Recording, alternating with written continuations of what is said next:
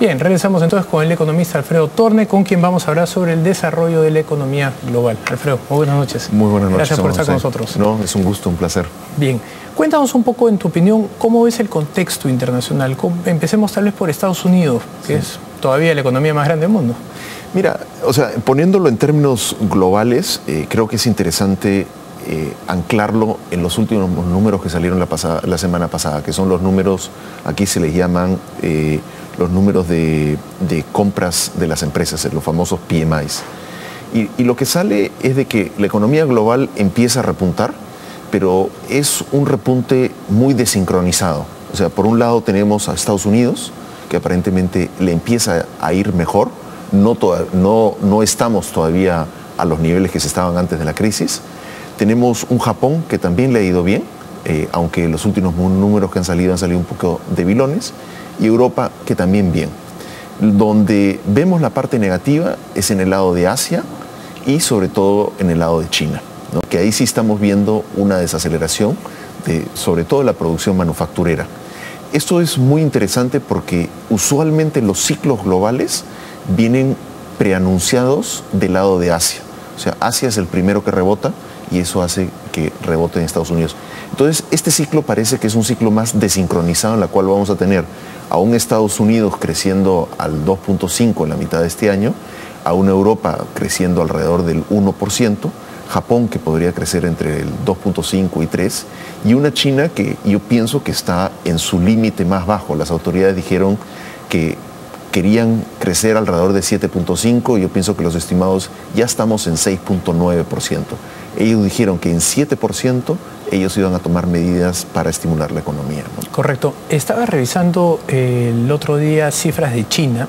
China en el año 90, cuando recién empezaba el proceso, recién estaba pues pasando los 100 billones, ¿no? Hoy día es una economía de 5 trillones. Entonces, claro, 10% de esa época suena mucho en términos relativos, pero en términos reales es muy poco. Hoy día 7% sigue siendo una cifra considerable de demanda, ¿no? Según el plan quinquenal, ellos tienen que crecer 7% para estar tranquilos por los próximos 5 años, y hay años que están creciendo a 7,5, este año podrían crecer todavía. En el fondo, ¿no estamos tal vez exagerando un poco lo de China? Mira, yo pienso que sí, tienes una buena razón de decir. O sea, todos los procesos de crecimiento son procesos que al comienzo explota el crecimiento, creces al 10%, que es lo que crecía China antes de la crisis, y después hay un proceso de maduración del crecimiento económico, y es lógico. O sea, conforme vas integrando a los trabajadores, al capital, y vas invirtiendo, entonces esos son los puntos de expansión muy fuerte. Pero ya cuando los tienes integrados, ya absorbiste todos los trabajadores altamente calificados, ya absorbiste gran parte del capital, entonces la rentabilidad del capital empieza a disminuir, y es un poco lo que le pasa a China. Hoy día tienes de que, si es que por ejemplo nos ponemos el otro sombrero y lo vemos como analistas de mercado, los márgenes de las empresas chinas han caído radicalmente, son de los más bajos que hay. El endeudamiento privado es de los más altos, o sea, ha subido de casi 120% del PIB a 190% del PIB. Los precios de las casas, hay un boom inmobiliario, y la inflación viene de caída. Entonces, es una situación un poco explosiva en la cual las autoridades no tienen mucho margen para estimular y tampoco lo quieren. O sea, lo que ellos quieren es precisamente hacer un cambio en su modelo de crecimiento, de menores exportaciones, menor gasto de capital y más consumo y más demanda interna, ¿no? Entonces, ese cambio obviamente les está costando en términos de la tasa de crecimiento. Pero para nosotros es muy importante por el lado de las materias primas, ¿no? que definitivamente tiene un efecto Ahora, muy en importante. el caso Perú, podríamos tomar esto que acabamos de conversar tal vez como los factores externos. Sí.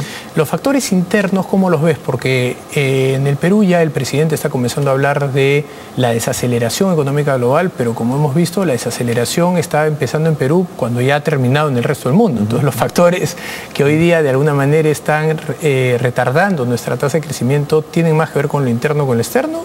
¿O me parece? Mira, yo pienso que creo que un tema que no hemos tocado, y para mí me parece el tema más importante, es qué es lo que va a hacer la Reserva Federal. Y la Reserva Federal, desde mediados de mayo, ha empezado a decir que va a ser el famoso tapering. Y el famoso tapering no es otra cosa que va a dejar de comprar la cantidad de bonos que han comprado. Esto significa que hay un rebalance, entonces que las tasas de interés en Estados Unidos tienen que subir y esto hace que los flujos de capital se regresen. Y para mí esto es más importante que el efecto de los precios de los commodities en el mundo, porque esto lo que significa es que vamos a sacar un poco de los flujos de capitales que estaban financiando nuestras inversiones y nuestro crecimiento, y esto va a salir, lo cual significa que tendríamos menos recursos para crecer en el futuro, ¿no? O sea, mucho va a depender de qué es lo que haga el Banco Central. Entonces, la pregunta en el caso del Perú es ¿cómo es que vamos a responder frente a este shock, ¿no?